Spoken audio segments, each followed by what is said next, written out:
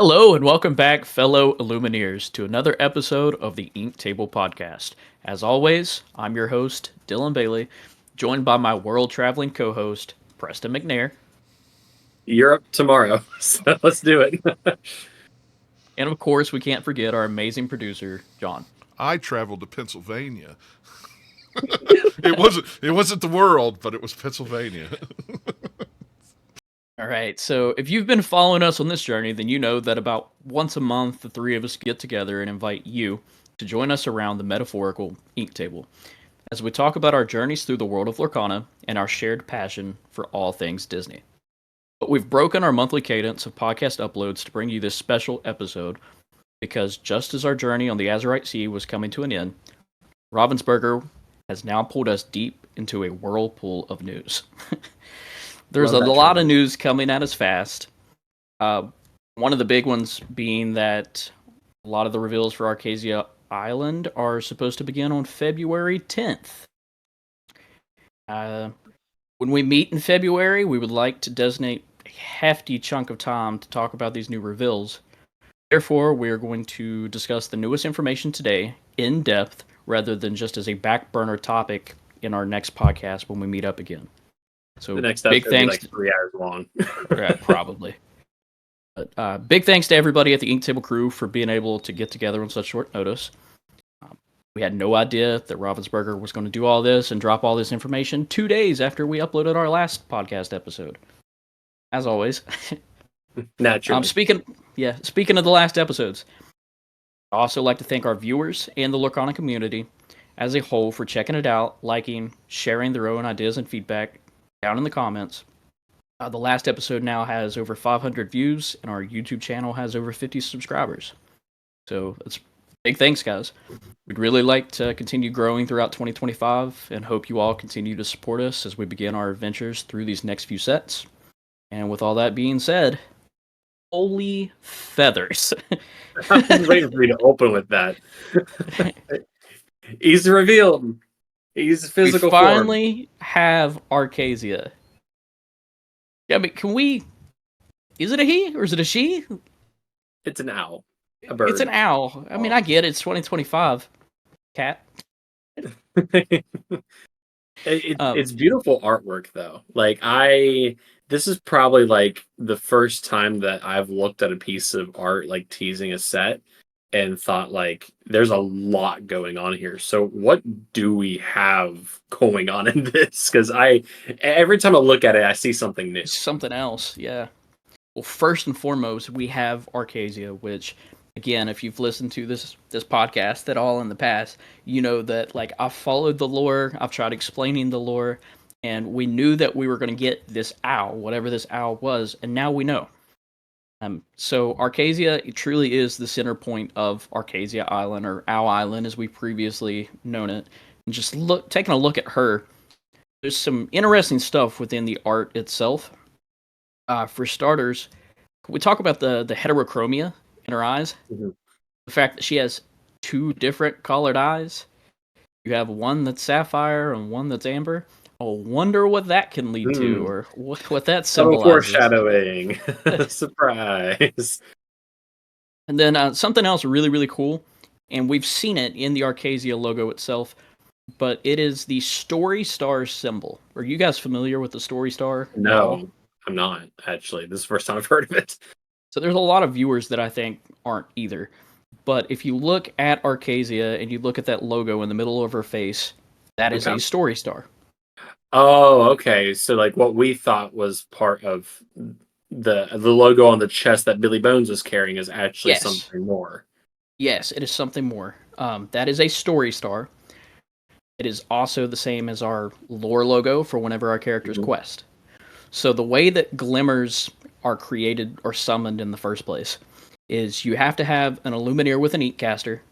They use magical ink. They have a lore book that they use to create the different glimmers. But every glimmer, Storyborn and Dreamborn, originate from a Story Star, which is just a collection of lore that symbolizes a piece of Disney, whether it is a location, an item, or a character. So you cannot have a glimmer without a story star, because it is just a piece of lore just combined together. I would have never thought that to be a thing. Like, I think it's just something we take for granted, but it's also something that we see repeated, because if we look over to the right of that piece, I believe we have the story star here. I could be wrong. It looks like more just like an owl face, but I would have never. And now it's like I'm thinking about where else the story star is in other cards, which is kind of crazy. Well, even in the last episode, the lady card, or the lady art that they gave out. If you look in the background of that, there are story stars in the background. Mhm. I'm not sure if. Sorry, guys. I'm not sure if the story stars that we see in that art are on the mountains in the background, or if they're actually like in trees, because it almost looked like the story stars were being cultivated within trees themselves. Gotcha. Okay, so it's like it's been subtly hinted at previously. Yeah, and it's within the lore of Lorcana on their website, and you go in, like even like Mushu Report and everybody, if you go into the actual lore of Lorcana, it's always been called that from the very beginning. Interesting. I like it. I would have never thought of that. But then going forward, if you look to the right of Archazia, we actually have some other art there, which we think is super, super exciting. First off, you see the puppies. They're back. They're 200 puppies, not 99. 200. Yeah. Let's do it. I think we've seen some of these puppies before, and you have the dad there, you have Pongo. And for any of our audio listeners, you guys see all the titles that we have for our audio versions of the podcast, so you know that last episode it was called Ahoy Ye Salty Dogs, because Archazia is full of dogs, whether it's Lady and the Tramp, Bolt, or once again now, we see all the puppies and Pongo. And this Pongo, it kind of reminds me of the Pongo Determined Father card that we got into the Inklands, because it was him with all his puppies behind him, and now we see him again, and there's like 4 or 5 of them there. If I was to guess, it'd probably be Patch, Lucky, Rolly, Penny, and Freckles. And we have a Patch, Lucky, and Rolly card, so maybe we'll get some more of those, or maybe we'll even get Penny and Freckles as well. He's also in a similar stature of the card as well, if I recall. He was like very like, yeah, or maybe that's Perdita. Maybe I'm getting the two mixed up. Then behind all the puppies and Pongo in the background there, a little bit harder to see, but we have Yao, Ling, and Shinpo. We also have Mulan. But those characters, we have Yao, Ling, and Shinpo. We have one copy of them so far that's came out. It came out in Ursula's Return. And the art here for these glimmers is very, very different, because in the other copies that we have of them, or the other glimmers we have of them, they're all wearing armor. These ones, it seems like they are all wearing their iconic outfits that you see them wear in like the music, or whenever they get to the part where they're singing like, "I'll make a man out of you." It doesn't look like armor. Outfits. Yeah, the other, like the previous ones are armor. This definitely doesn't look like armor to me. It looks like those iconic robe type outfits. Same with Mulan. In this outfit, it looks like she's wearing her training outfit too that you see in the I'll Make a Man Out of You. So maybe it is Mulan, maybe it's Ping. But the bigger thing is the pet parrot sitting on Mulan's shoulder there, who we have said was going to be in Archazia, and now we have our first glance at that, and that is Mushu. Again, it's hard to see, but it absolutely has to be. It's on Mulan. It's clearly a little dragon. Like, we know what Mulan's silhouette looks like. We've played that game before of who's that Pokemon, but it's who's that Disney character. That's essentially what we're doing. But like, everybody agrees that is Mushu. There's something else that we'll talk about later that further confirms this, in my opinion, but we'll save that for our product section. But Sure. I think I'm surprised it's taken this long, and I think the fact that they saved Mushu for Archazias makes total sense given the very animal centric thing. But we also have some pretty also notable characters to the left, which will also play a role in what else we learned this week. So for starters, on the other side to the left, right up front, the closest people to us are Illumineer Martin. It's the guy who calls the flood in Rise of the Floodborn. Hashtag And Alice. Yeah, and Alice. So it's very interesting, even though we see it and we just see Alice. And the reason I think it's interesting is because in any of our previous times that we have seen a Lumineer with a glimmer, that glimmer was represented by their ink colors. Seeing that Alice is with Martin, and for people who don't know, you have Martin, Shanzi, and Venturo. Martin uses amber and emerald ink. So far, we have 3 Alice cards, plus the enchanted, 2 of which are in sapphire, and 1 of which is in amethyst. So we do not have an amber or an emerald Alice yet. And although it hasn't been revealed, I think it's safe to say that we're probably going to get at least one of those ink colors. Then, right behind Alice, there's a tiny little figure scampering across some of the steps here. And I know a lot of people saw this and immediately got PTSD. Bucky. Is it Bucky? Is it Bucky? That's the big question. A lot of people saw that and they thought Bucky. It could potentially be Bucky, but I have another theory. So let me throw this one out to you. So in Shimmering Skies, we got an Arthur card. It was the Novice Sparrow. It was an uninkable 1-drop with 2 strength, 3 willpower, and had Reckless. And we know that Ryan Miller, throughout all of Lorcana, has said that Sword in the Stone is his favorite IP. That's why we have so many Sword in the Stone cards. So is there a possibility that instead of Bucky, that is a squirrel version of Arthur from whenever he transforms into a squirrel in the movie? And breaks hearts along the way. But spoiler. Yeah. I don't know. It's going to be... I'm more leaning towards the Arthur theory because like we haven't seen Bucky. Like we've only had 1 card of Bucky. And it's like, is Bucky as big of a character that he needs multiple cards for multiple releases? That's my initial thought process. And plus, do they want to even resurface Bucky? So I don't know. I'm going to be curious to see what they decide to do with this. I'm leaning more on the Arthur, and if it, I would be more amped to say it is Bucky if there was a Cusco or a Kronk or Yzma or somebody near there, but this squirrel's just kind of scurrying amongst the little path here. Yeah. So give us I like the Arthur theory. Yeah, I like the Arthur theory, but then way back in the back, you can clearly see the figure of Beast. That is Beast and Belle, but it's just Beast and Belle, right? Like nothing else there, nothing else crazy going on. It's just so foreshadowing. Normal. Fast forward about 20 minutes in this episode. just a normal looking Beast and Belle. I mean, that's really it. I mean, it seems like there's a lot, but there's at least all the puppies, Pongo, all the guys from Mulan, Ling Yao, Chin Pao, Mulan, possibly Mushu, definitely Mushu. Martin with an Alice, who we know will either be Amber or Emerald, potentially both. A Bucky / Arthur Squirrel, and a Belle and Beast. And let me ask you this before we move on. Archazia herself. Do we think we're going to have an Archazia card? See, that's difficult. I thought about that earlier, and it's what I just explained. For a glimmer to be formed in the first place, there has to be a story star for it.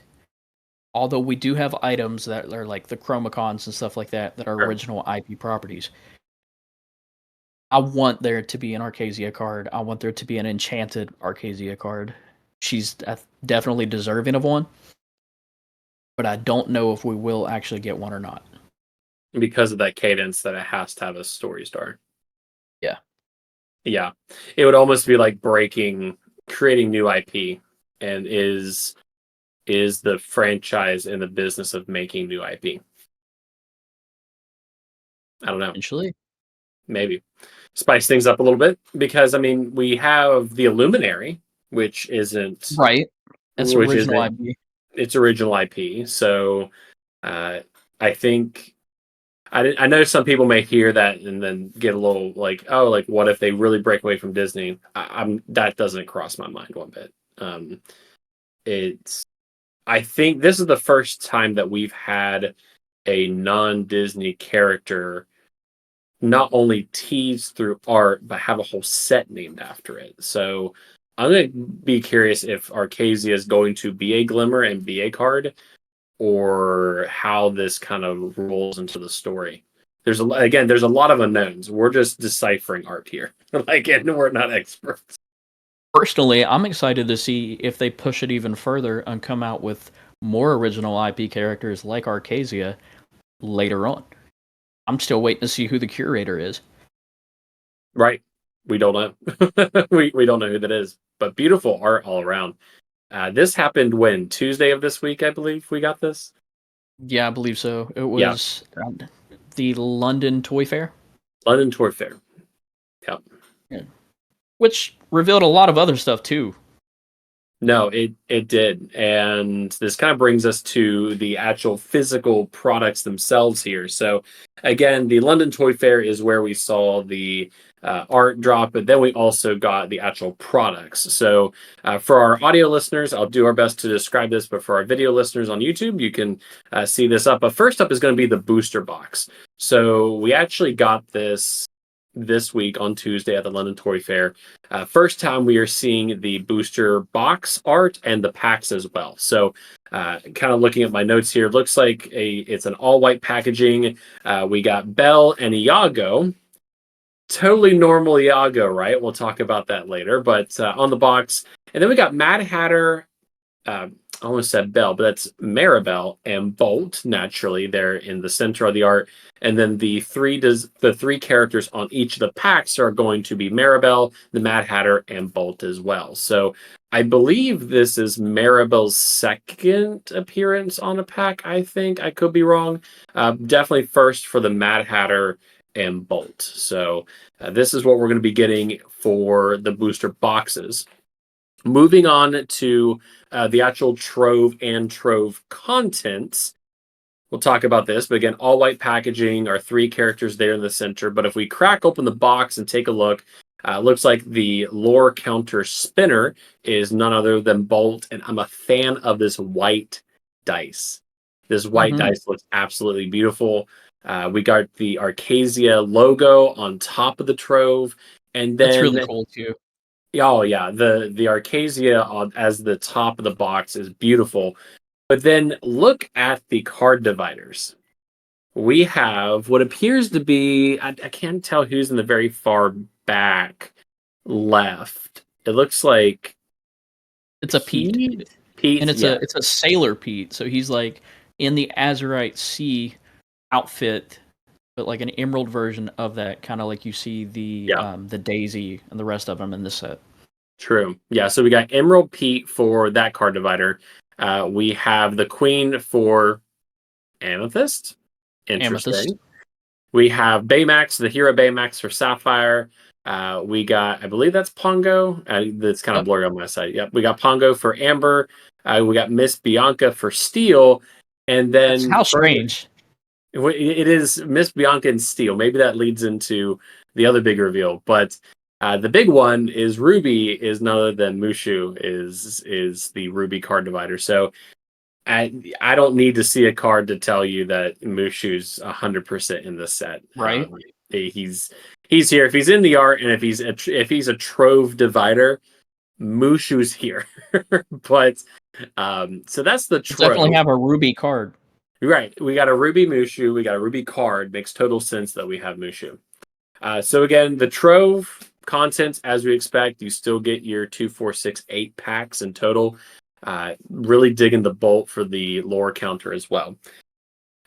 Moving on, though, we got the booster box. We got the Trove. The single player decks. I'm gonna ask Dylan this, but they used to be called starter decks. Is this the first time we're seeing single player decks on these boxes, or did they start doing this with last set? I don't recall.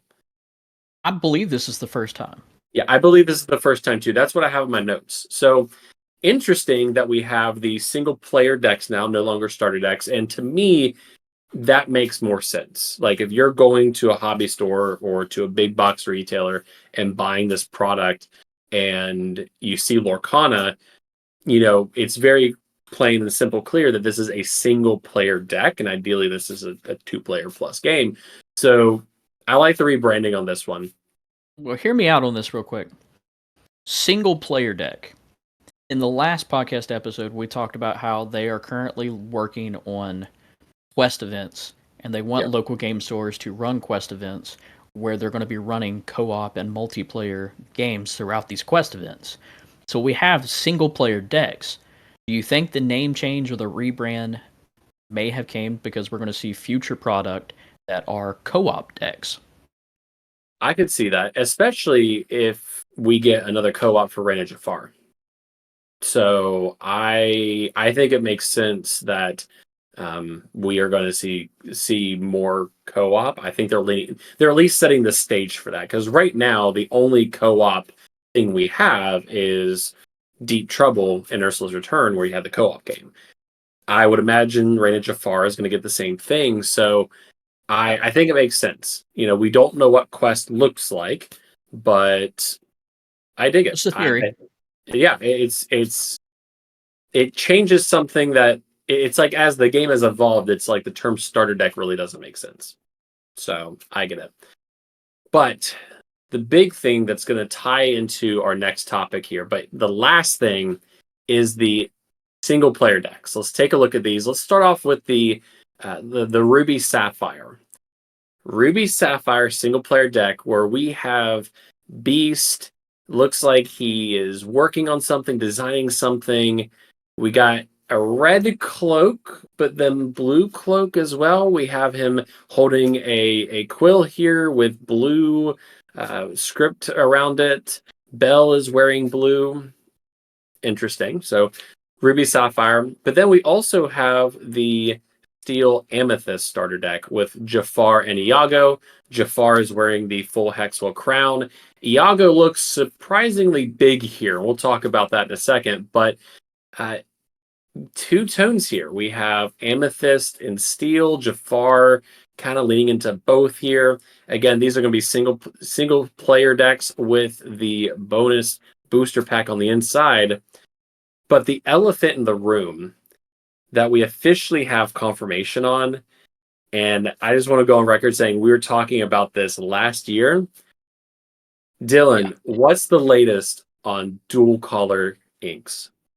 Well, if we can leave those starter decks up first, just so we can point out, and I want to break away from our conversations that we have within our own little Discord and kind of share some of that information of like the exact conversations that we have had. That way people can follow along that we've been saying this. Right. But if you look at those starter deck images, in the background behind those characters, you kind of see this swirling elemental page of magic of some sort with lots of symbols and glyphs on them. It's consistently in the middle of the packaging and the art. That it is. Then we've actually brought this other image up in the past, talking about some of the lore and the Illuminaires, but it's like a picture of those three main Illuminaires, Venturo, Martin, and Shanzi, however you say her name, and them and their ink casters. And if you look behind them, it is the exact same magical looking ribbons of glyphs and notes, as if they are crafting those from the lore book. And each one of those characters or Illuminaires have two different colors of ink in their ink caster, like we talked about with Martin having Amber and Emerald. Venturo has Ruby Sapphire, which matches the single player deck that you see. And then Shanzi has Amethyst Steel, which matches the other starter deck that we see, or single player deck that we see. So we've said this entire time, as soon as we saw the images or the artwork of these single player decks, we were like, man, this matches up perfectly. This confirms multicolored ink or dual ink, doesn't it? Like perfectly. The moment it happened, it all just clicked for us, and like the stuff that we already knew, it all came together.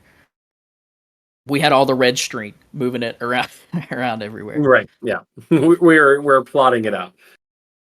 And then today, so all of these conversations have happened for weeks, for months. Like we've been saying this, not just like late last year. We were saying this early last year that there was going to be dual ink.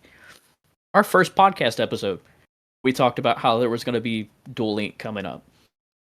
But then Ravensburger today, somewhere along the way, however it happened, however it leaked, we now get to see the dual ink. We actually get to see some of the cards that are within these starter decks themselves. Pretty cool. So excited. So first off, we have the Beast and Bell that we looked at before, all the way back in the background, and we said it's just Beast and Bell. Now we know that now we know it's not just Beast and Bell, but they are a dual ink Ruby Sapphire cards. And man, are these cards wild. Do Ruby Sapphire players need these cards? I mean, I have a few thoughts, but I'll save it. But I do want to say this, though, like, because we have show notes here.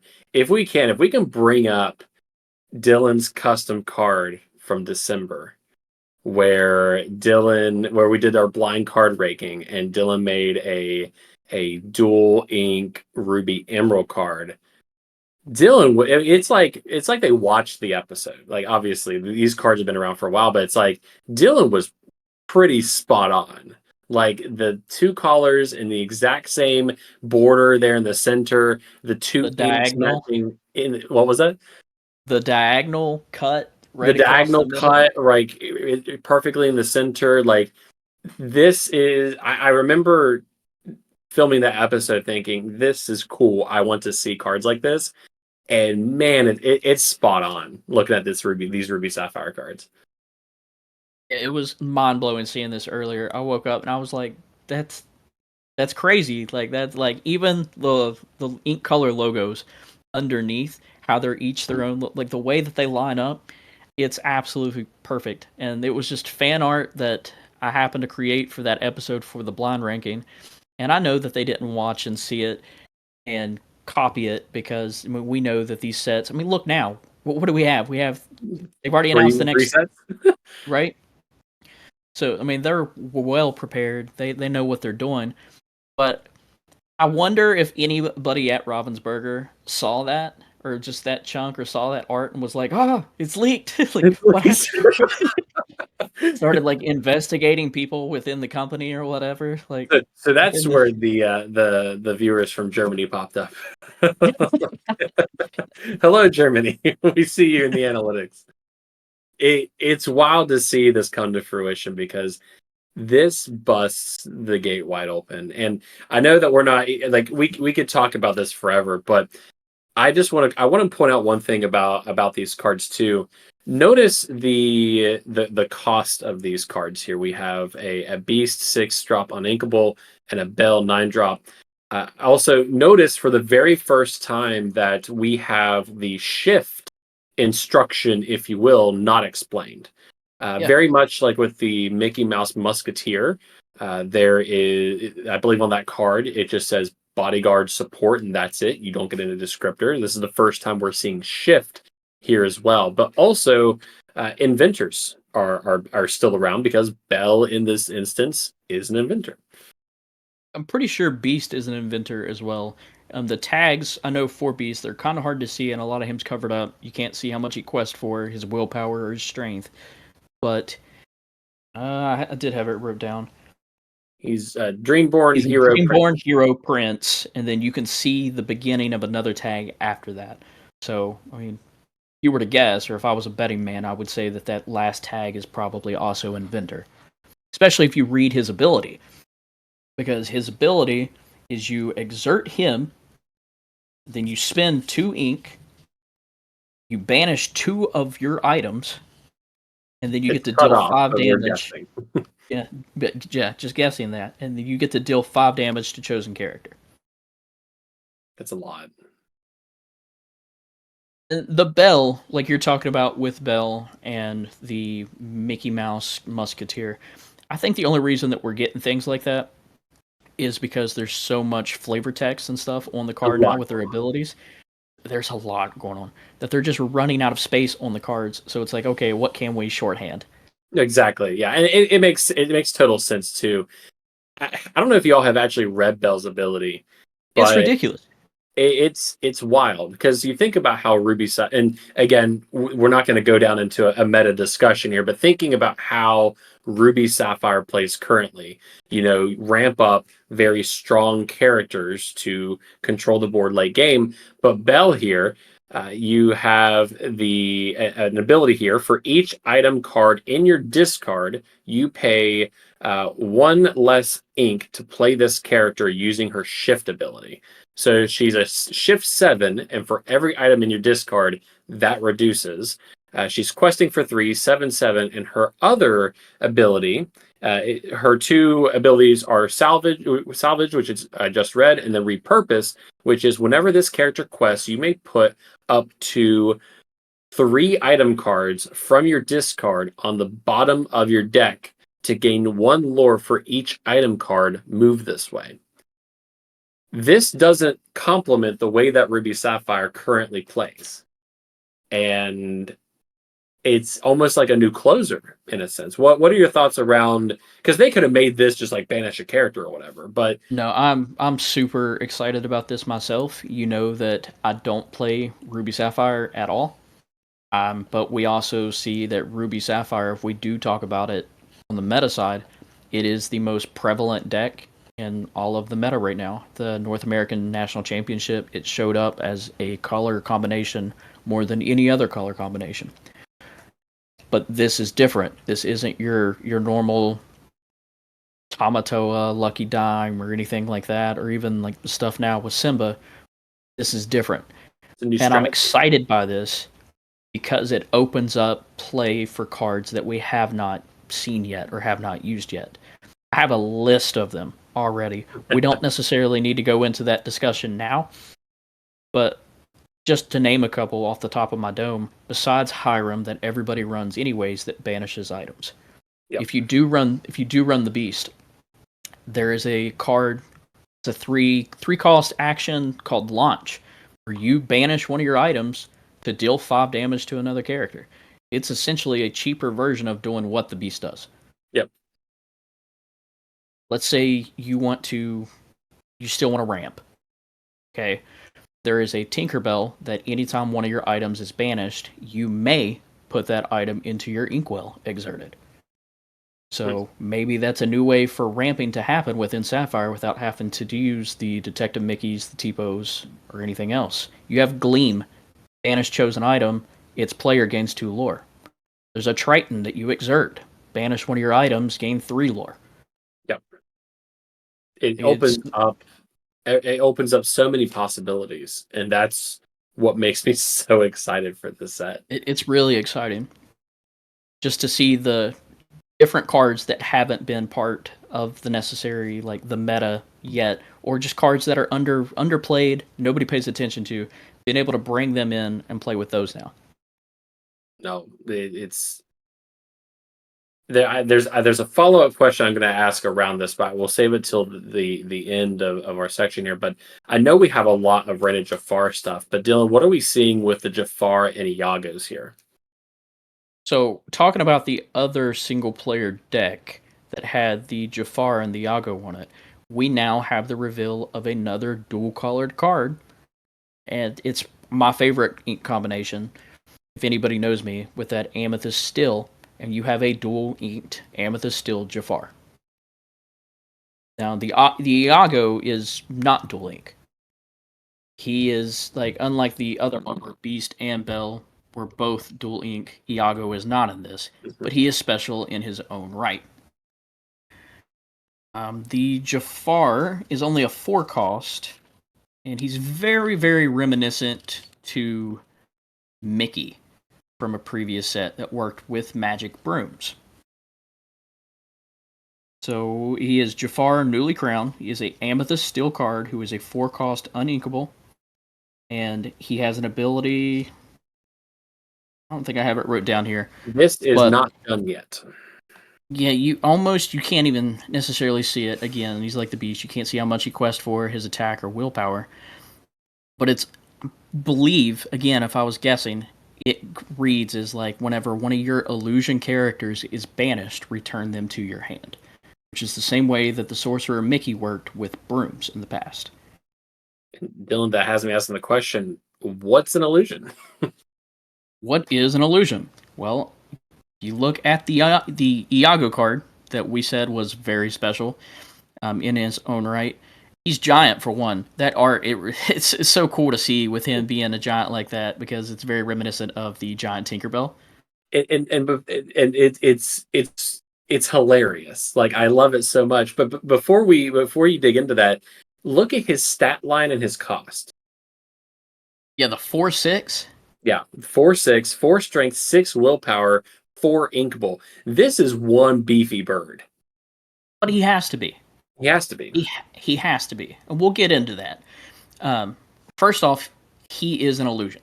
An illusion is a new tagline that certain characters will now get. So we can say that he is an illusion that Jafar has created. Hence his size, maybe? I don't know. Hence his size. But we'll see what other cards become illusion cards. And again, like if we get another Illumineer's Quest, I can see a lot of those cards being illusions too. The ones that Jafar creates, kind of like the hypnotized characters that Ursula had. Oh yeah, like for those unfamiliar, that was Ursula's deck in that product, and it's Ursula's deck from the back sleeve. So Ursula like mind controlled those people or whatever, or those glimmers rather. But the art's beautiful. I know we're going to talk about Reign of Jafar, but he's wearing the crown. He is wearing the crown, and it seems like instead of waiting until the Reign of Jafar, he somehow has the crown now.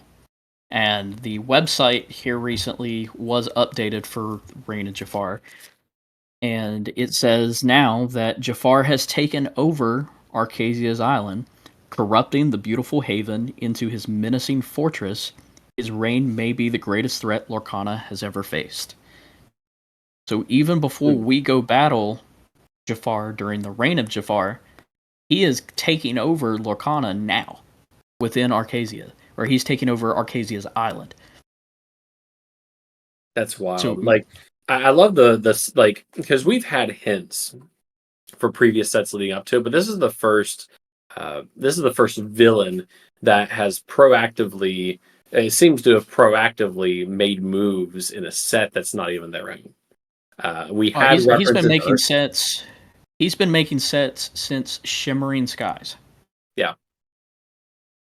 It's been a slow move, and now it's like he's still there in Archazia's, but it's a little bit more prominent than what we saw with like Ursula's, for example. Like Ursula's just flavor text and whatnot, but obviously we're really gearing up to this too.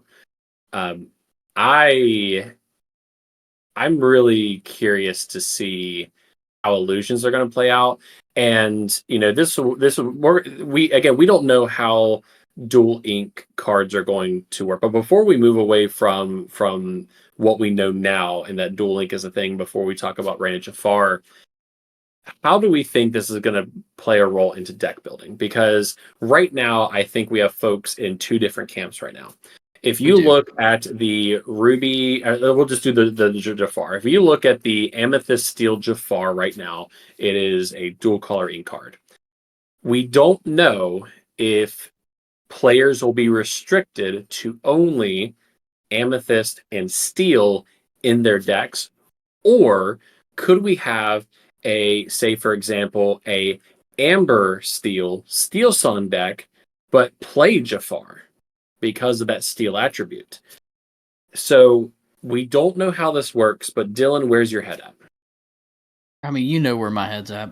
We've said it before. We know where each other's heads are at. I want to deck build. I want it to be wide open. And I know there's a lot of people that disagree with me, and I understand their argument of they've said from the beginning, one of the main rules of Lorcana is you can have up to 2 ink colors.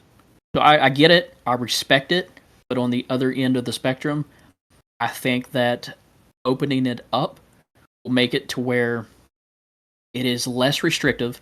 You're not going to see the same old decks. That Bell card, for instance, we already see people absolutely love Ruby Sapphire. So what now? We're just going to get more Ruby Sapphire decks, but every one of them are going to run this Bell?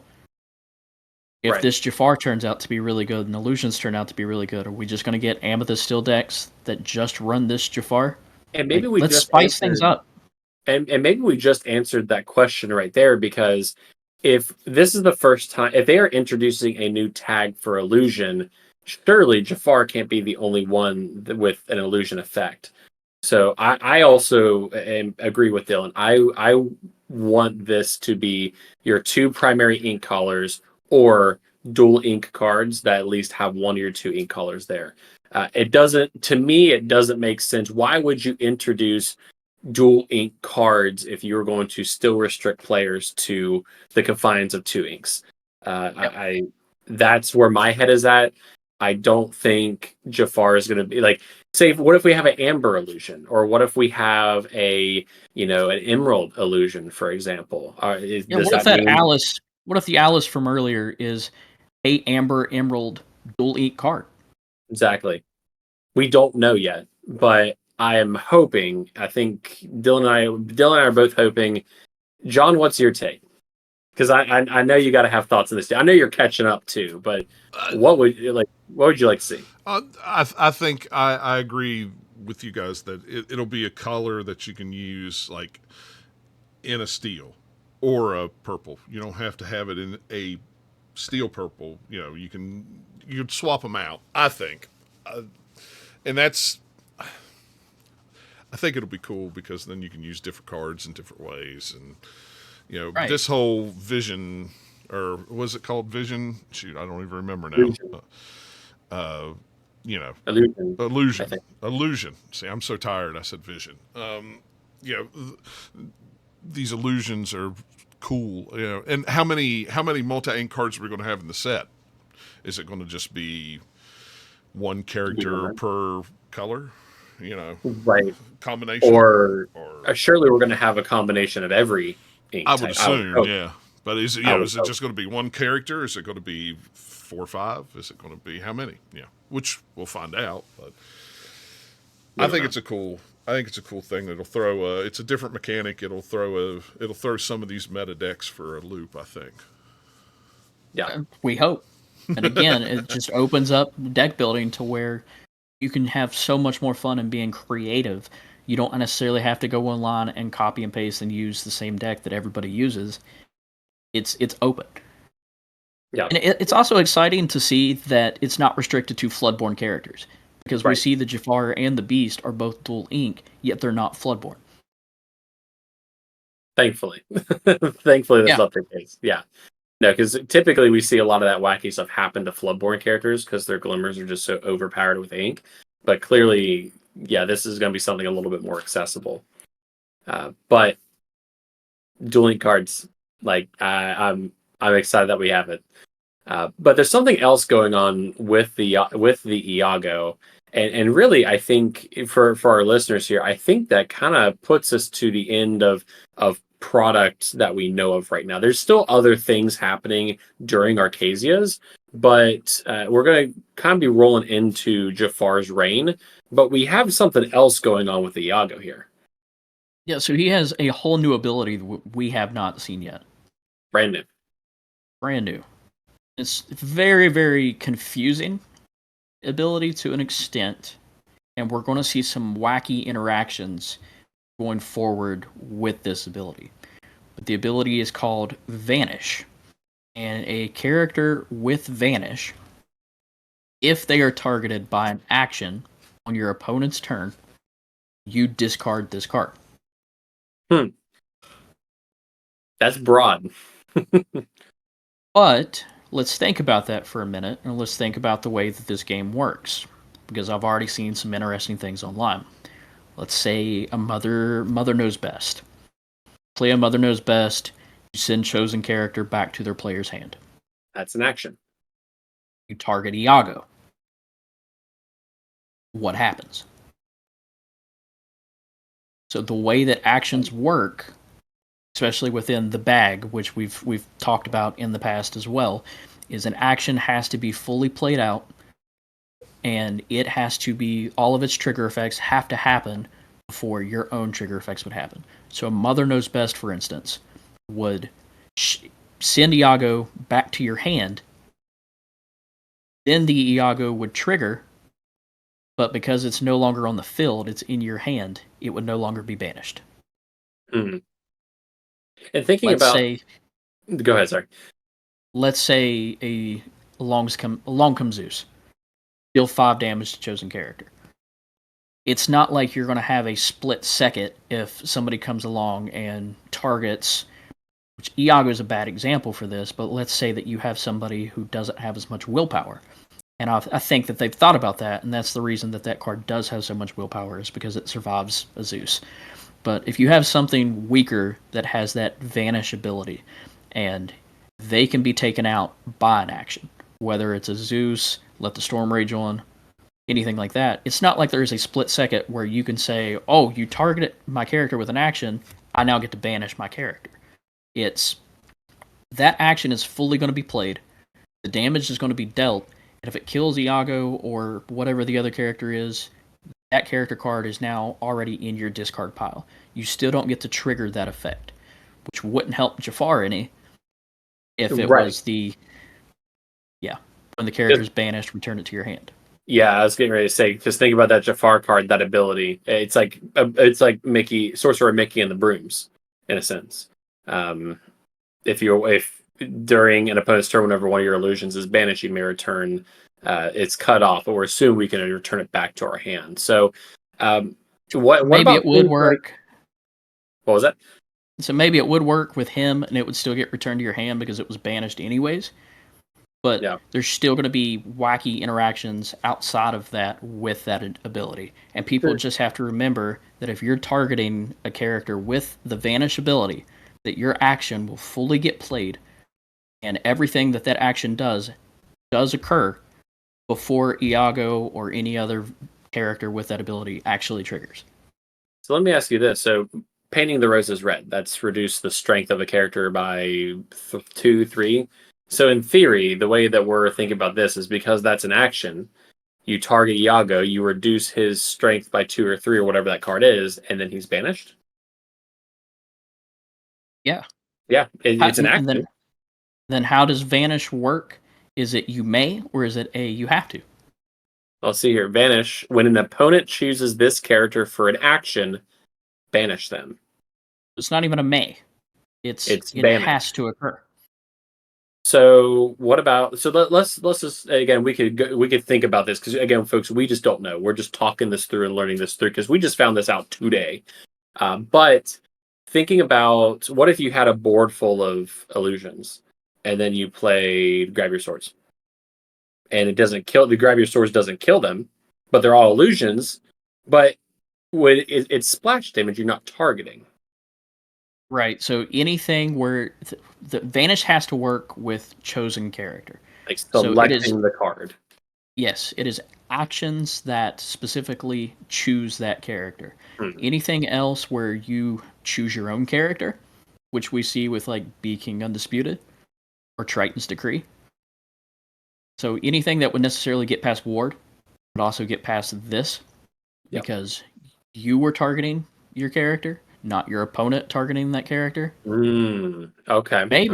Maybe because it's still happening on your opponent's turn. It's still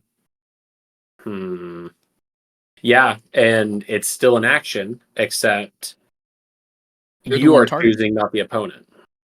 Yeah. It's still technically happening on the opponent's turn. So maybe something like that, but be prepared. That's a bad example because it's going to be banished anyways. It's going to get everything going. But yeah, Grab Your Swords, stuff like that is going to deal damage to all characters, would not trigger this because it has to be chosen character. That's what I'm saying. There's just going to be a lot of wacky situations that we haven't ran into yet because we haven't had this ability before. And we're all going to have to slow down a little bit and learn together as these interactions come up. And I'm interested to see online the different interactions that other people run into. Yeah, because this is a loaded set. I can't think of another set where we've had 3 things happen at once. Dual ink cards, a new tag that's going to actively impact play, and a new ability called Vanish. Like we had Not since the first chapter. not since the first chapter. We had resist, and then we had a resist, and then we had locations, and then we had moving damage. But all those have been one thing per set. But now, I mean, we are getting. I mean, the door is busted wide open on how we play this game, and we could sit here for 2-3 hours and talk about scenarios. And for those newer to the game, and for those who may not know, there's actually an official like Lorcana rulebook as well. I would expect this thing to be marked up with red tape. Nope, this, insert this. We'll link that inside the description because that really everyone should be familiar. There's a lot of very technical things in there in terms of like the order of operations, but I would expect this to take place. I wouldn't expect it to be there now. And actually, I'm going to side Google here while I'm talking live on the podcast. Shame on me. But let me just make sure I don't think it's been updated. No, it has not been. The last time it was on November of 22nd. So I would expect that as we get closer to release, that rulebook's going to get updated on how to handle this Vanish ability. February 10th. That's Dude. when everything is supposed to begin to be revealed. So we'll see what happens after that. Oh yeah, I'm pumped. So far, this is probably one. This is like I was excited for Floodborne. This is up there. Like I'm pretty excited. Like I hate to say that you've been excited. I hate to say that this trumped Azurite Sea a little bit, but Azurite Sea kind of buffed everything that we already know. This is going to be completely new. I'm excited. This isn't a new chapter. This is a whole new book. Oh yeah, it goes absolutely crazy. But again, Reign of Jafar, important to know. Dylan, what release dates have we got on that? May 30th, I believe. Yeah, so it's new information because originally, whenever Reign of Jafar was announced and we got the information of Archazia and Reign of Jafar back to back, the way that they revealed it this time, we only knew then that it was coming out in Q2 of 2025. And now we know that it is coming out May 30th to LGSs, the Disney parks, Disney stores, those people who are part of the early release program. Then probably about a week later, on June 6th, it will be coming to retail stores and big box stores.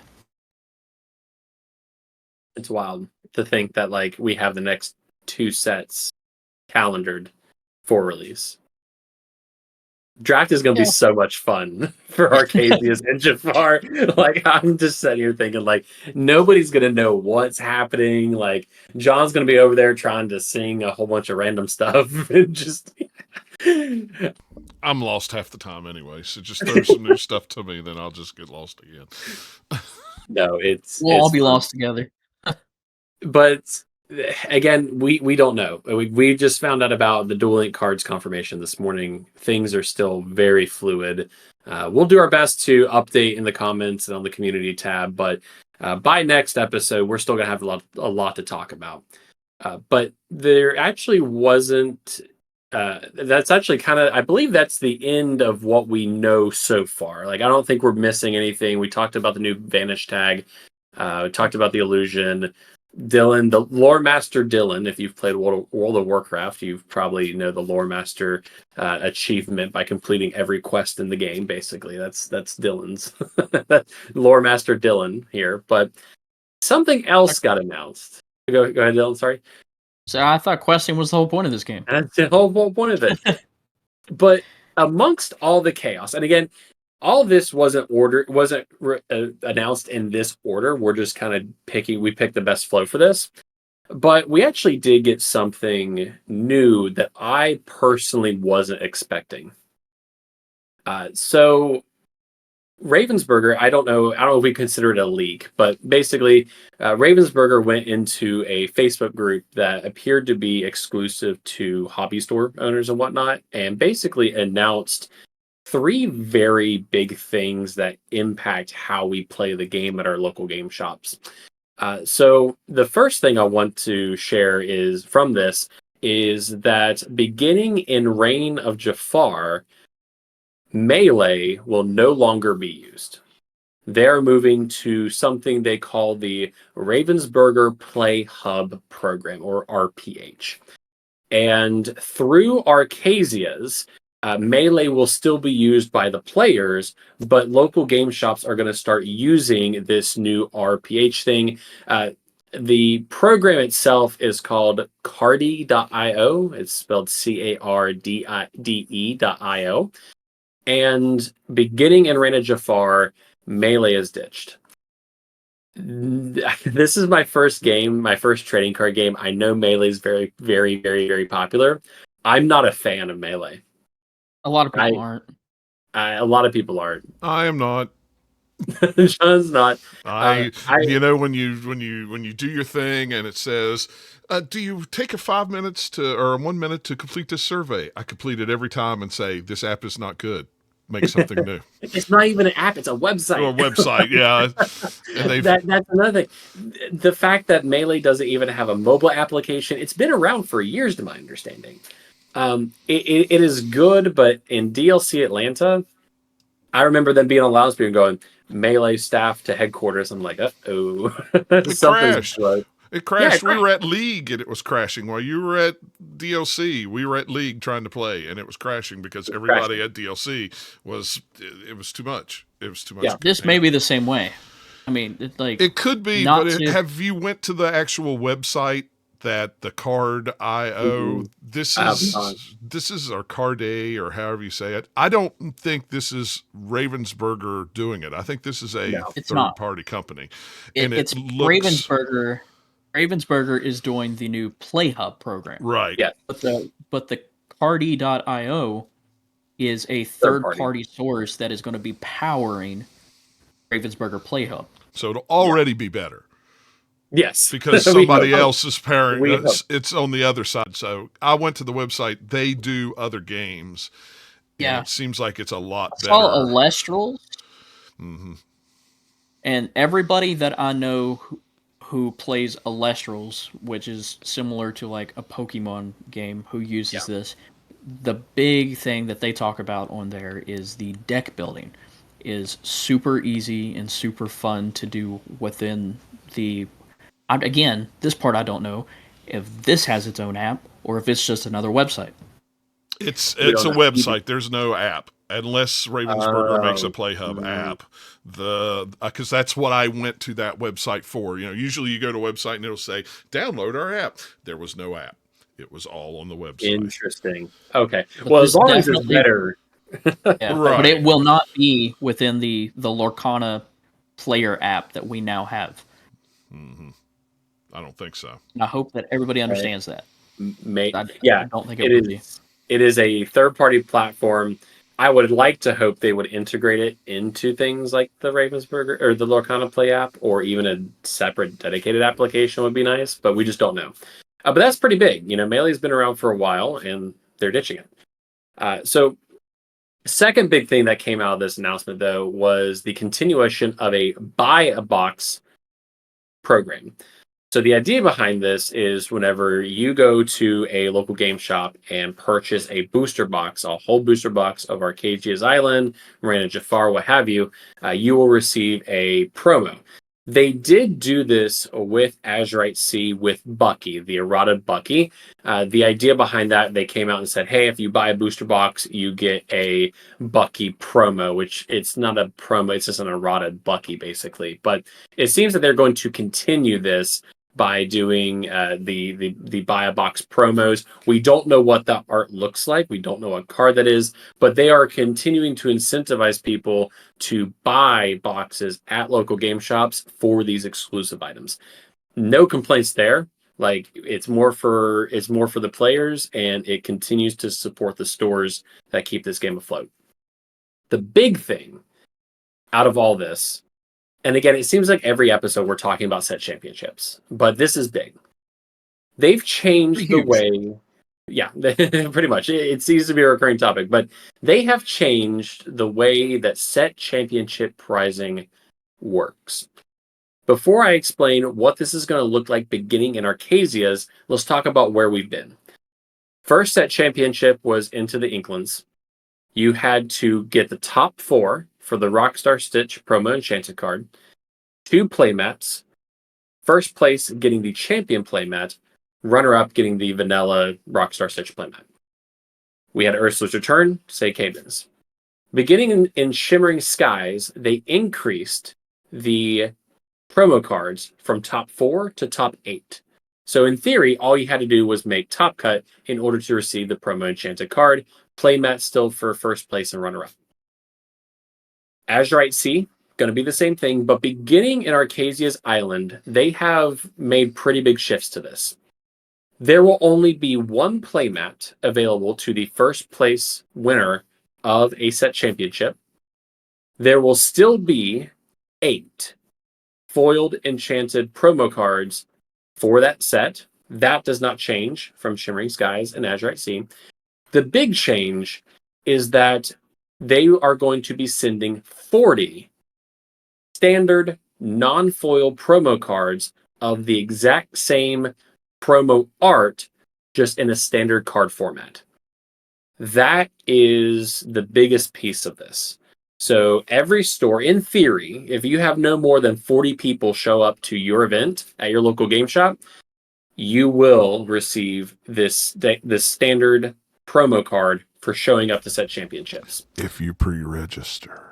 If you pre-register. The whole thing is intended to incentivize pre-registration, which don't I know show a lot up of 5 minutes before and say, I want to register. Please don't do that. don't show up 5 minutes before. The intent from Ravensburger themselves was, yes, to incentivize pre-registration.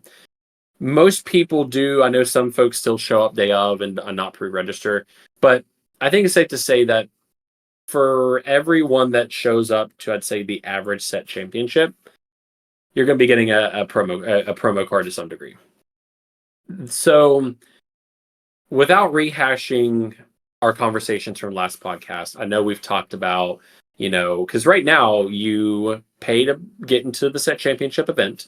Could be $20, $25. The store depends. And to my knowledge, the store doesn't have to provide you with something for simply showing up and playing. I know our shop does give out packs as part of that, but now this is something that Ravensburger is distributing, saying, hey, pre-register promo card. Does that move... Before I ask Dylan and John this question, I think this is a big win for the stores, because I think it's going to bring people back to set championships that maybe stopped playing set championships. And I also think it incentivizes newer Lorcana players to come to their first set championship. However, everyone has their own reasons for not going to set championships. Dylan, I'll ask you first. Does this move the needle for you? For me personally, as an individual, no. Fair. For players, like, we have a guy who just started playing Lorcana like last week. Literally got into the Discord earlier and was asking, hey, do we have League this week, or what's going on with this set championship thing? Yeah, that was literally today. He was like, what is this set championship? Should I go? Should I not go? Am I just going to show up, get my butt kicked, and not get anything? Something like this would have led him to, like, absolutely, I'm going to show up, because no matter how I place, I'm going to get something. Right. Me, personally, as an individual, I live in a household where there's 3 of us playing Lorcana. I can't afford to go to and pay for 2 to 3 of us to go to every set championship for an expensive promo card. And as a collector, if I want one of these promo cards, I still want one of the top 8 promo cards. That's just me. Yeah, it still incentivizes the competitive nature of it. It still incentivizes people to show up and play to win, because those enchanted promo cards are still there, and there's only 1 playmat now. So that's fair. John, how about you? I know we talked about this last episode. Seeing this news, where's your head at? Absolutely. I'll go back. I'll pay my $35 and get my butt whipped 3 ways a Sunday just to get my promo card. I don't care. I don't care if it's foil or not. If it did, if I finish top 8, wonderful. If not, I don't care. My whole thing is I would pay $35, go to the store, be out in, what was it, 8 rounds? 5 rounds. 5 rounds, however long it was. I was out, done, and had nothing to show for it other than I was $35 poorer than I was when I walked in the door. And it lasts all day. Yeah, and it was 8 hours. I was there until 7 o'clock, and I got there at noon, and it just wasn't worth it for me because there was nothing, I wasn't getting anything out of it. Not that I necessarily need something. That sounds selfish when you say it that way. Oh, I didn't get anything. So, but no, I mean, they top 8 not only got the promo cards, but they also got packs, or a box. Depends on the store. Depends on the store. Yeah, I mean, it depends on the store.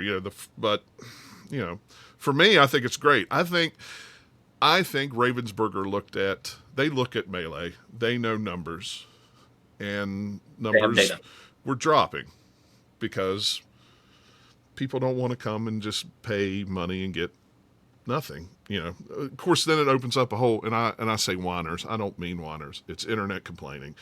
It opens up a whole nother door. Well, if I finish second place, I'm no better than 8th. I don't get a mat. You get something. You get an enchanted and a promo. Okay, you got something. Congratulations. You came in second place in your store champ. That's something in itself. Just because you don't have a playmat to show for it doesn't mean anything. But some people really want those playmats. And you're not going to make everybody happy. You're just not. No. I mean, you're not. But this is the best way to go about doing it. Right. Because there's two different halves of Lorcana. You have those people who do want to play competitive. Yep. And then you have the collectors, the league players, the casuals, as people want to call them. And this is the best way that you can support both of those groups within the community without having them tear each other apart. Right.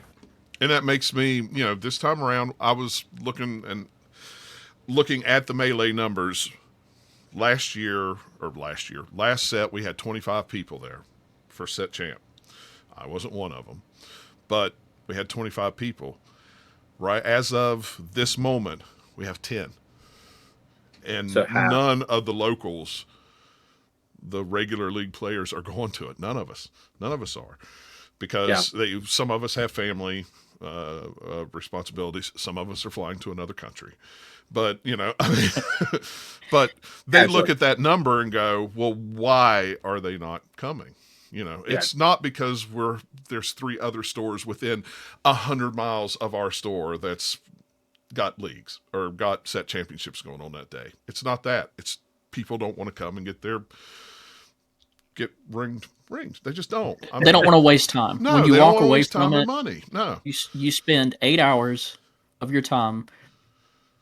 Walk away potentially if you don't make top 8. Which out of 25 people, and then I know there's a lot more stores that have more than that show up as well, but you're spending 8 hours. Yeah, you're spending awesome time, quality time playing a game you love and hanging out with people that you enjoy being around. But at the end of the day, what else could you have done productive within that time? And then you still wasted anywhere between 20 to 35, sometimes more, depending on the store. I mean, that's just money wasted. Right. We've talked about that. You can now go into TCG Player, buy the card as a single. I think the last I looked, the SCAR right now, and that's without all these set championships that still have to take place, it's going for like $40 at the cheapest right now. Yeah. I think Maribel flattened out at about 20 or 25, I believe. Yeah, I traded for a Maribel and I didn't want it. and it was like, no, here, take this Maribel for this Maui. I don't know. It's no. Okay, I will say this though. This goes to show that Ravensburger is looking at the community as a whole, and looking at they're listening, because we saw that with Shimmering Skies. They increased the promo cards to top 8. I think that making top cut in a set championship is a worthy achievement, deserves to be celebrated. I was 100% behind that. But as we saw the attendance of some set championships go down and stuff like that, seeing posts from other players and other stores and other states and globally, I think this is a good thing to bring people back to set championships. Maybe still play it. The folks who really want to try for that first place mat still have a reason to come, and I mean everyone still has a reason to come and play strong. But now it's you're paying, but you're still going to walk away with something to at least commemorate the event. Because to me, set championships are kind of commemorate the end of a set, hence the set championship. So even if that card, because the card is going to be the card itself is probably going to be pennies to $1, I'm sure, on TCG players, stuff like that. But still, you showed up, you got something to commemorate the event, and guess what? You tried your best in doing it. So I think for me, it's probably going to bring me back. There are a lot of people who have never in our community that have never played in a set championship, and they were messaging me going, "I'm coming to my first one in Archazia's Island." That's what Ravensburger wanted, and I'm glad that they've done it because it brings people into that scene that otherwise probably wouldn't have. I'm behind it. I'm a fan. Well, and one thing before we get away from this Sure. stuff, the hub, the player hub. Yes. This new thing. I mean, you're going to be able to run Pack Rush. You're going to be able to run Constructed. You're going to be able to run Draft. You're going to be able to run sealed formats all through it. It will keep track of your record for leagues during the week. And you'll be able to go on there and go, here's where the whole store ranks, and I rank in that.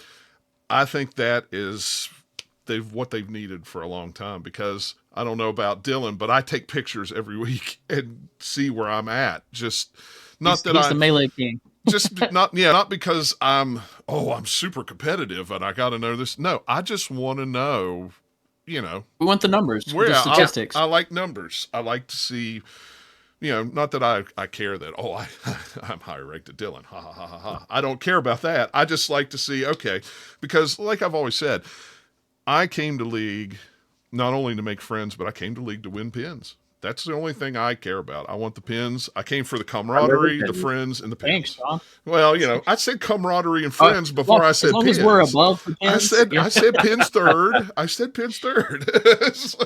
Yeah. My big thing with the Players Hub and everything you're talking about is it seems like they are future-proofing themselves for the quest events within LGS stores. Well, and there's something else that I don't know, and you two may not keep up with any of the Star Wars Unlimited stuff.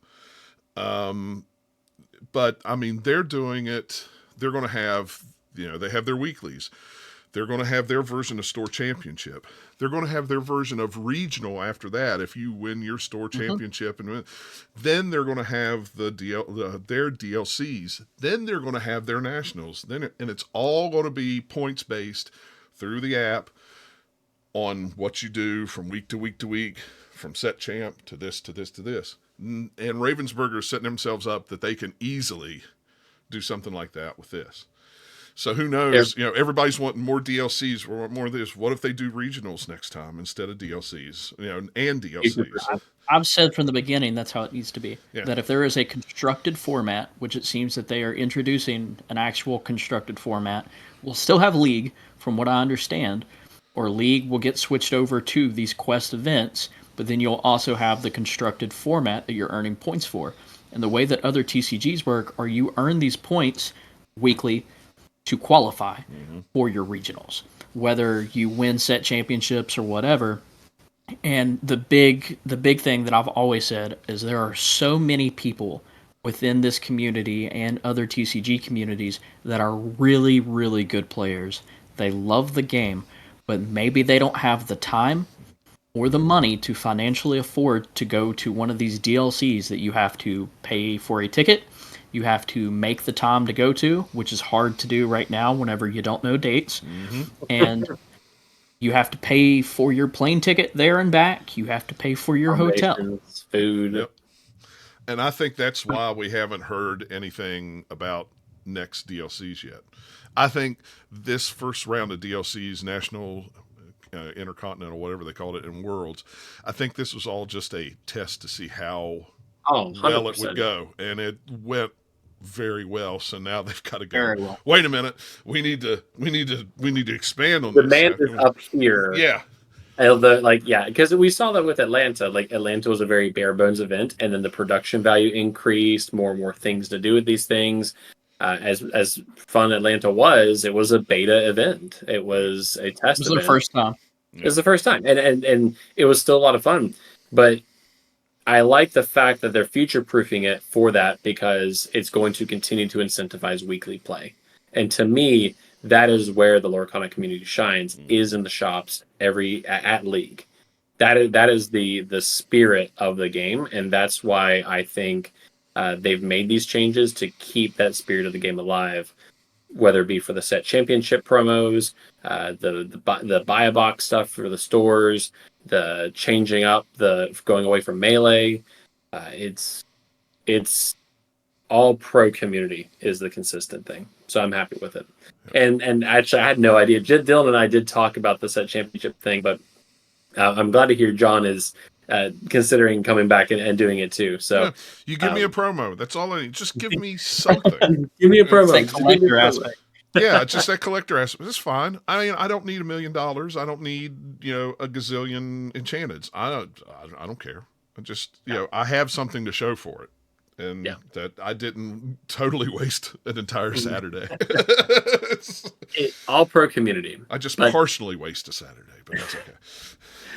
All pro community. But getting into our final two topics here, really our last big one is we also got, I believe, at the London Toy Show as well, the name of the 9th set of Lorcana coming after Reign of Jafar, which is wild to me because, I mean, we now have 3. We are losing our minds over knowing 2 sets. Now we know the next 3 sets. The 3rd set of Disney Lorcana is going to be named Fabled, coming in Q3 2025. This kind of came out of left field. No one really saw it, but this is all we know about it. This is the only image we have from Fabled.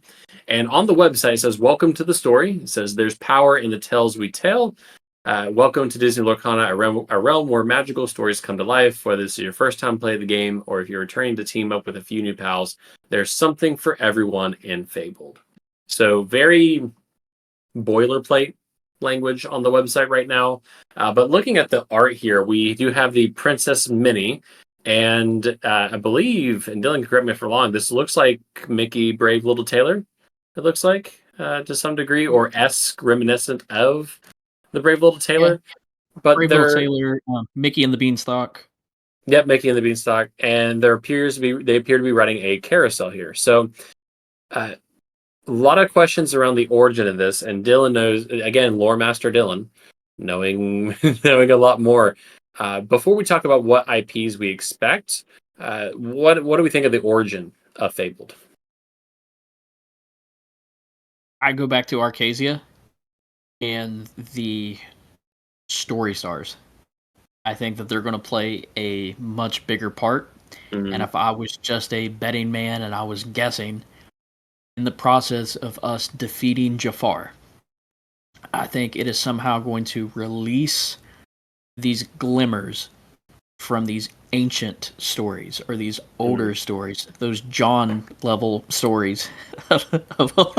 Hey, just because I remember King Neptune and the Tortoise and the Hare doesn't mean that I'm old. Okay, maybe it does. Because typically whenever we think about Fabled, it's older, in a sense. I think about the game, for example. Just thinking about that.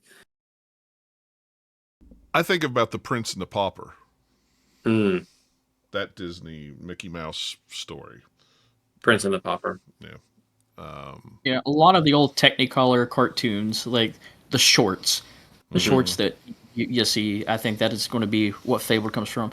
Although I do get a vibe, and I know we talked about this in the last podcast too, and it's not necessarily in an older story or Fabled to an extent, but I kind of feel like Dumbo might come out in Fabled. I didn't think about that until just now. And ironically, didn't we talk about Dumbo Yeah, podcast? we Something like that? predicted Dumbo for Archazia.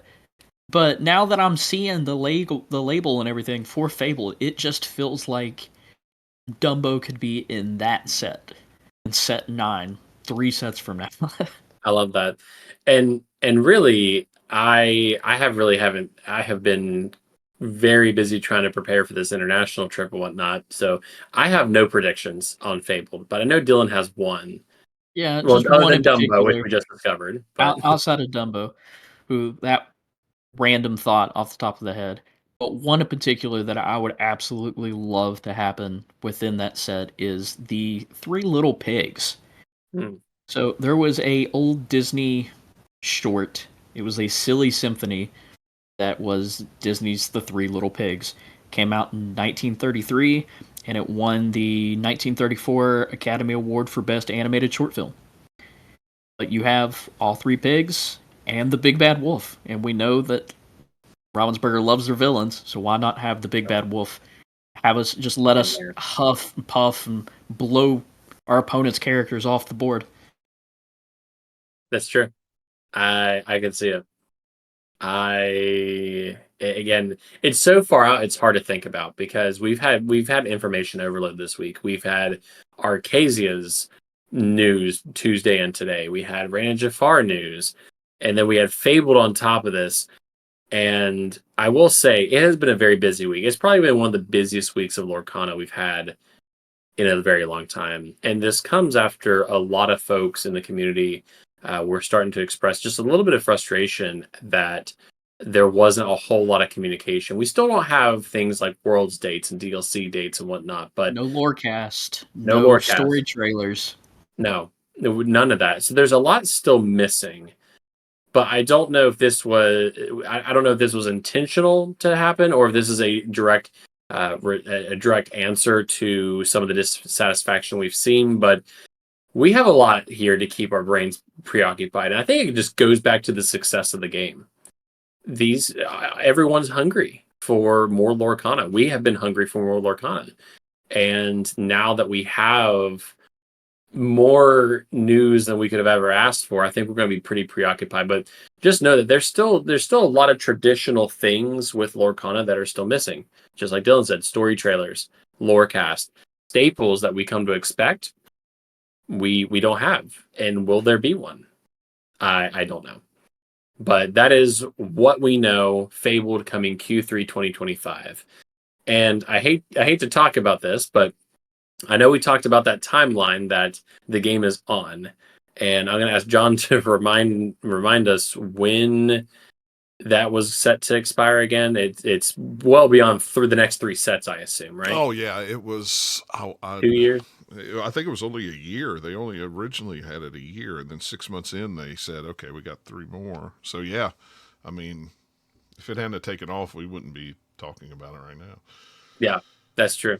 So it seems, I mean, at least through, if we're thinking Q3, that's September. If we look at Rain of Jafar comes out May.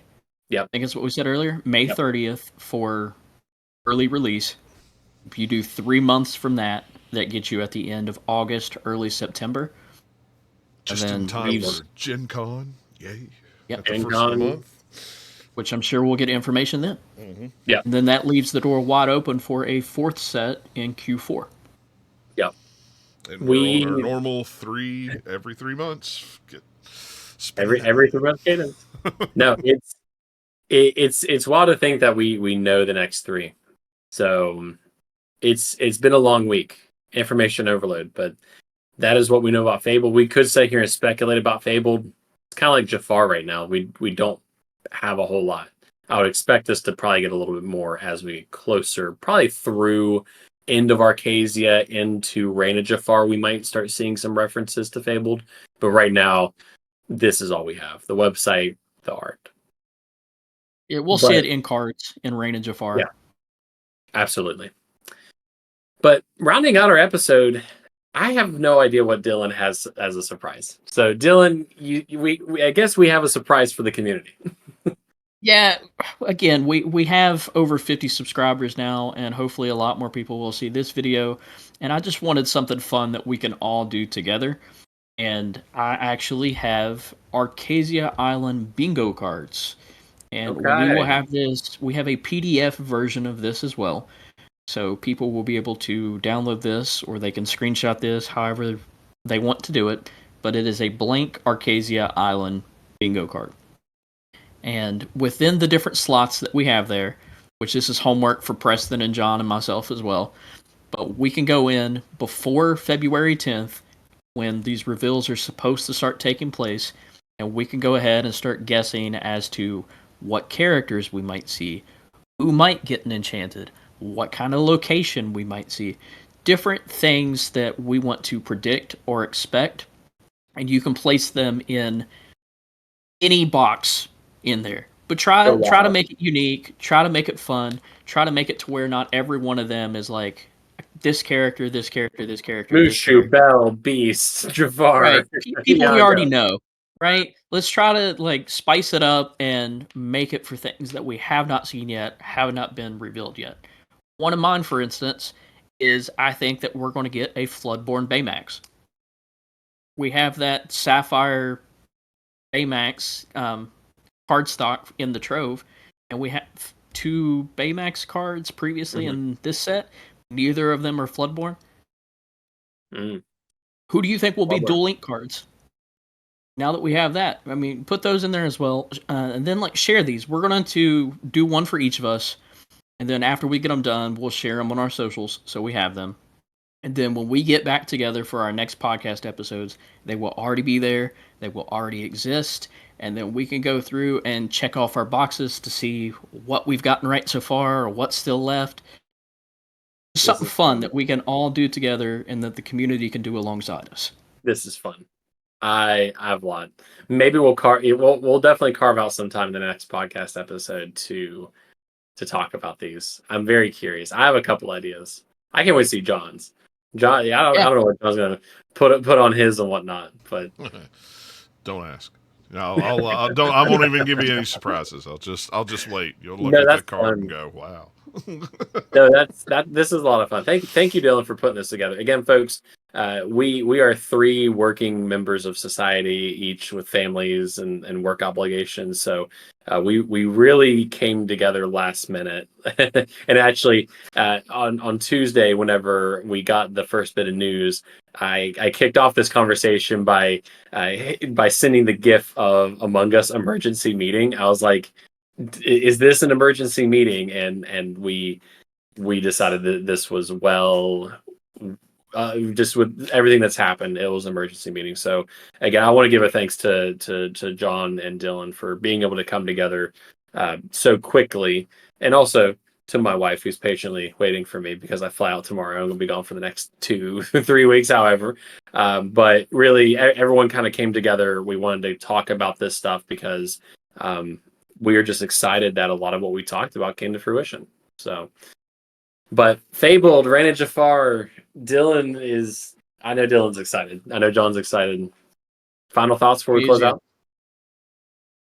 I just can't wait to get through all of the lore of Archazia's. We know Jafar is already taken over in this set. We know that we're going to battle him. February 10th can't get here sooner. Yeah, I'm excited. It's gonna be a fun year. Still not even February yet. Yeah, well, but we have a whole year ahead of us. Whole year.